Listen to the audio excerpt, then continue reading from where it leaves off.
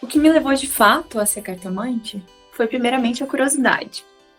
Hoje eu já entendo como um chamado, né?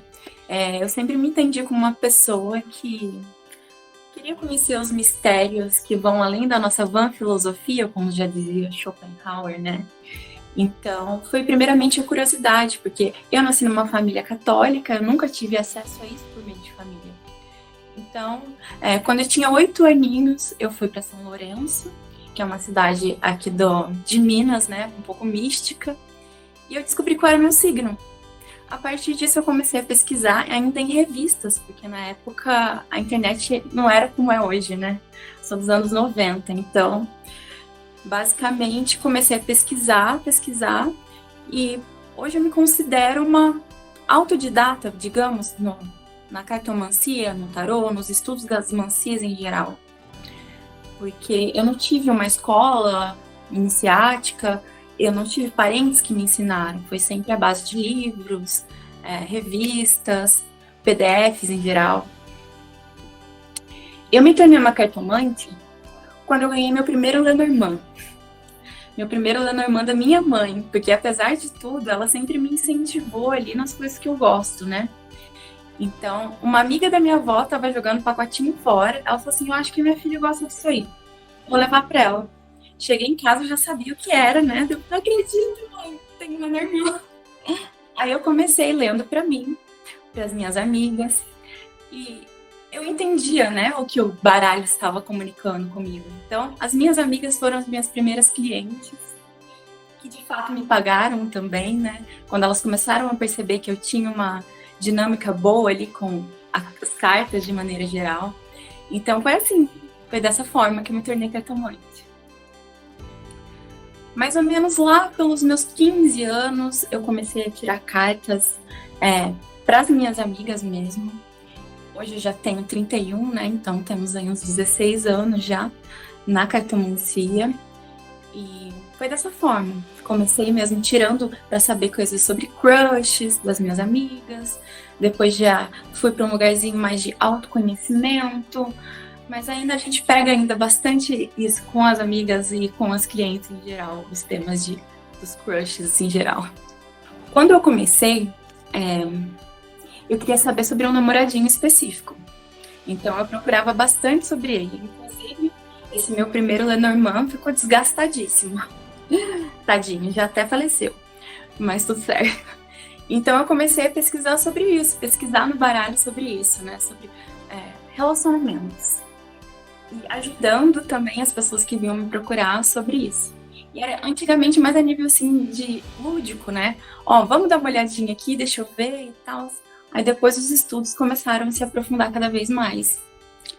Meu primeiro oráculo foi o Petit Lenormand, que eu ganhei de presente da minha mãe, né? Que a amiga da minha avó ia jogar fora. Adoro essa história porque ela é muito match comigo. Então eu comecei com o Petit Lenormand, depois eu fui pro baralho tradicional, pro tarô, na verdade. E agora eu tô na cartomancia com mais força. Eu comecei a me sentir preparada para atender quando eu comecei a fazer um curso de terapia holística. Isso foi no ano de 2013. E as pessoas que faziam um trabalho comigo ali, que eram meus colegas, eram mais velhos do que eu. E eu sempre estava com o meu baralho. Então eles começaram a ter uma curiosidade comigo. E eles gostavam muito das coisas que eu falava, né? Chamava atenção de alguma forma ali pelo conhecimento que eu já tinha adquirido. Então, eu senti credibilidade por aquelas pessoas me procurarem para poder tirar baralho para eles pagando, né?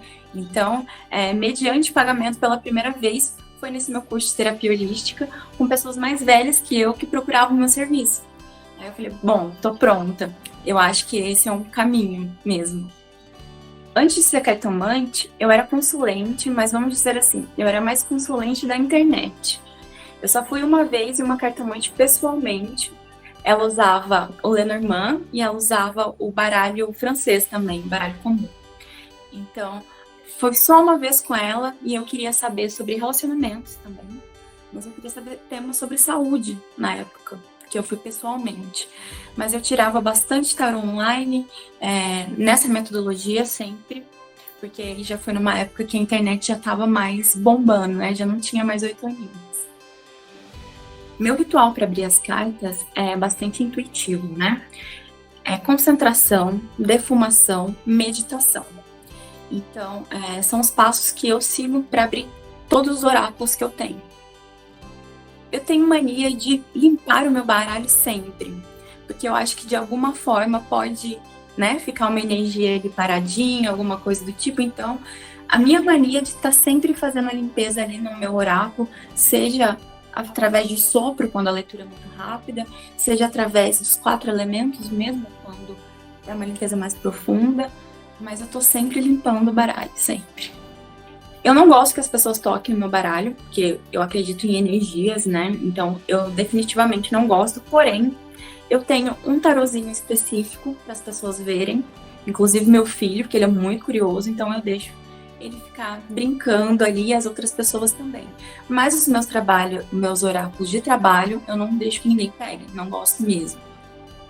Eu acredito que um baralho velho e um baralho novo, eles têm uma energia diferente, porque eles ainda não são, por exemplo, os novos ainda não são consagrados, né? Eles ainda não têm a nossa energia. Então, a gente vai aprender a conversar com ele, aprender a dinâmica daquele baralho. Então, a gente tem mais intimidade com o baralho antigo, né? Quando meu baralho já está a ponto de desgaste, não dá para usar mais, eu normalmente queimo ele no meu caldeirãozinho, tá? Eu faço ali uns pedidos para que ele seja bem recebido, eu agradeço por tudo, né, que ele me proporcionou. E eu incinero ele no meu caldeirão. Depois eu jogo a cinza junto a algum vasinho de planta, alguma coisa assim. Mas sempre junto à terra ali. Minha mesa de atendimento, eu gosto de manter sempre um vasinho de planta ali, alguma coisa viva. Faz parte também do meu processo ritualístico. Gosto sempre de deixar ela limpa, então tem cristais energizados. Quando eu estou me sentindo mais cansada, eu gosto de deixar até um vasinho de alecrim perto de mim, né? Energia solar.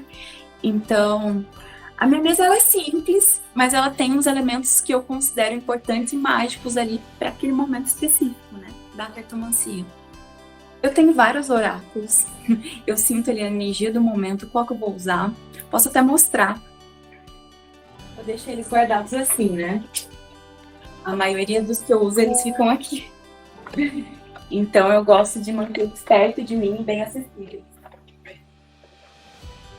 Um tema que eu acho muito delicado de lidar na cartomancia é aquela pessoa que só aparece para marcar território. O ghosting.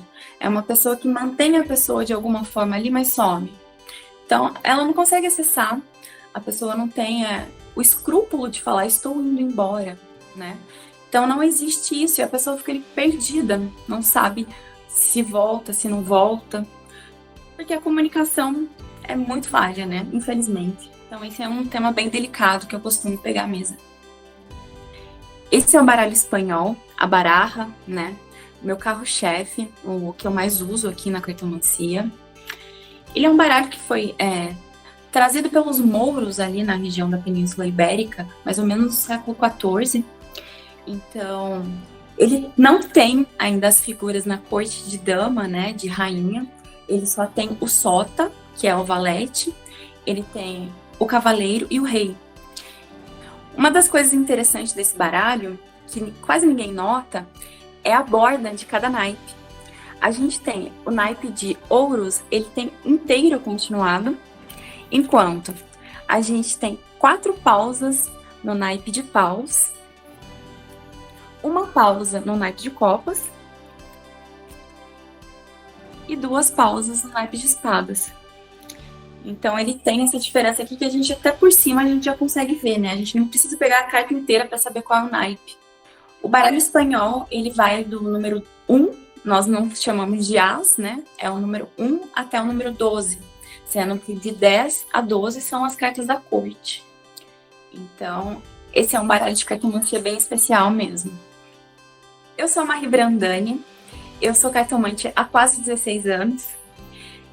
Eu venho apresentar para vocês o baralho espanhol La Baraja, aqui no evento do Cartomancia.